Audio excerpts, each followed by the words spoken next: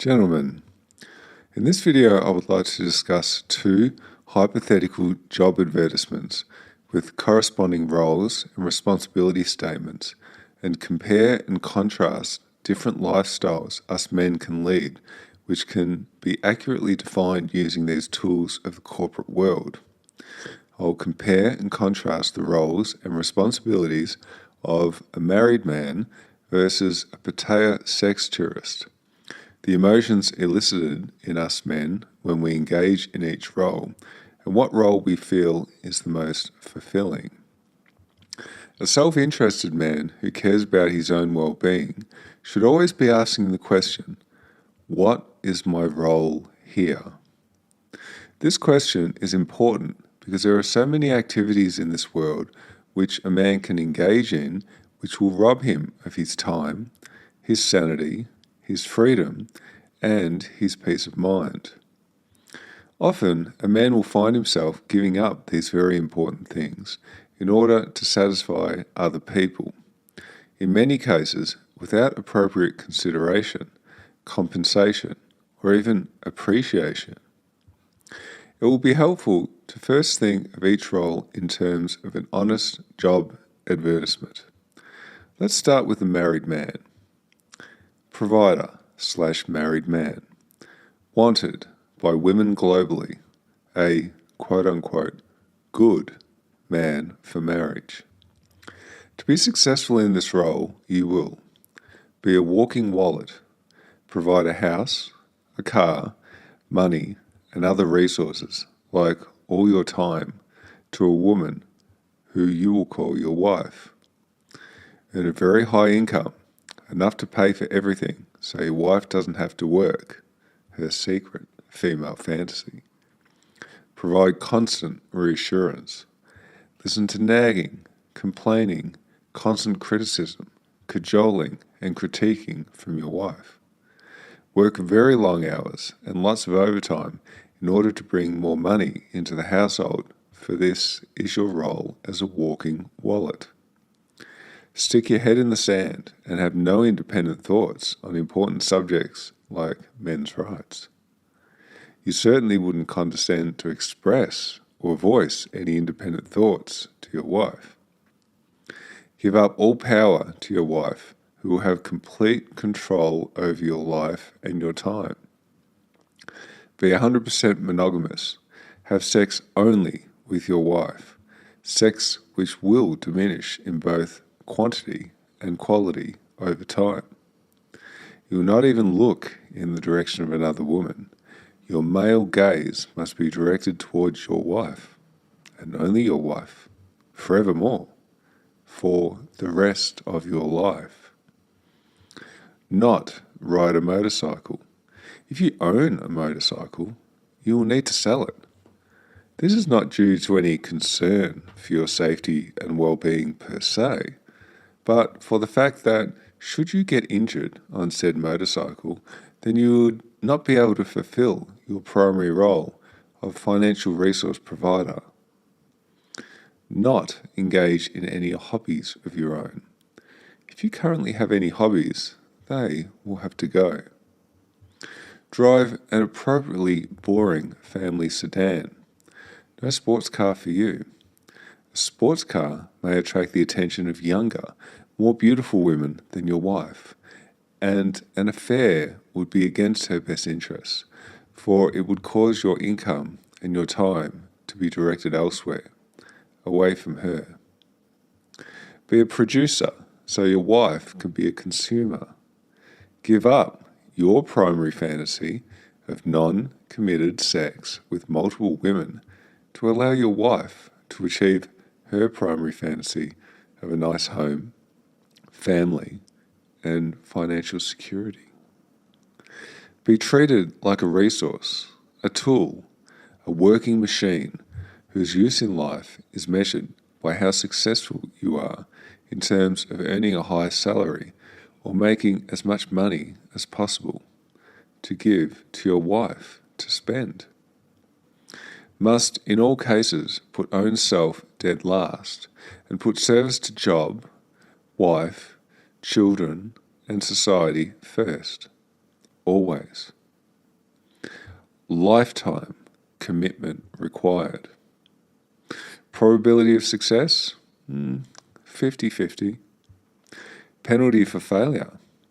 Loss of house, which you paid for. Loss of wife, who will get said house. Your own children turned against you by your wife, who will mindfuck them into believing that you're a bad man. Loss of at least 50% of your net worth. The requirement to pay child support, and in some countries, alimony to your wife for the rest of your life. Higher risk of depression, anxiety, and suicide after divorce. The need to live in a tiny apartment on a main road and drive a beater car due to having no money after your divorce. The penalty for failure is your life is essentially ruined. You will, of course, need to sign a contract with your wife and the state, a contract which is rigged firmly in favour of your wife and the government and is contrary to your best interests. Now, what about an honest advertisement for the role of Pattaya Sex Tourist? Wanted by Thai bar girls, male sex tourists. To be successful in this role, you will have non-committed sex with a variety of beautiful young bar girls who will treat you like a king. Have mind-blowing sexual encounters and the best time of your life. Feel euphoric. Feel the best you've ever felt ever in your life as a man. Develop ongoing, non-committed relationships with the beautiful people you are taking out and having sexual encounters with. Have an average to above average income in the Western world, an income large enough for you to save money to buy a return airfare to Pattaya, Thailand, and have an additional amount of money to spend on alcohol, bar fines, and payments for sex. Maybe $3,000 to $4,000 per 2-week trip. That should be sufficient. Spend money on drinks, bar fines, dinners, and other expenses when meeting different bar girls. Obtain sex at an average price of $20 per bar fine, plus $80 per woman or ladyboy, or approximately $100 in total per sexual encounter. When you are not in Pattaya, Thailand, you spend the majority of your time back home in the Western world, living alone, with peace, quiet, and serenity, with enough time and money to engage in your favourite hobbies. No need to earn a very high income, for it's only yourself that you need to look after. Oh, and there's absolutely no commitment required. You get to keep your freedom. Probability of success? It's 100%. Penalty for success? Yes, there is a penalty for successful engagement in this role. You will receive guilt, shame, and other underhanded tactics directed towards you from your workmates, some existing friends, your family, and from society at large, who are all looking to keep you under control so they can continue benefiting from your subservience. Now, after this comparison, let me ask you, what rational thinking man would choose to marry? You would have to be out of your fucking mind. I do understand, however, that marriage is not sold to men in the honest manner I've described in this video. But that's the reality, and as a man, you need to be able to look closer, to ask yourself the all-important question, what is my role here? As a man going his own way in Pattaya, Thailand, you get to keep your freedom. Your role here is sex tourist. You're a resource provider here, yes. You're paying money directly for sex and companionship with multiple beautiful young partners. But the money you pay represents but a small fraction of your Western income, and the money you pay helps support young, beautiful Thai people and their families back in the village. You and your money are appreciated, and you are treated with respect, dignity, and kindness, treatment you are certainly not used to receiving back home in the Western world.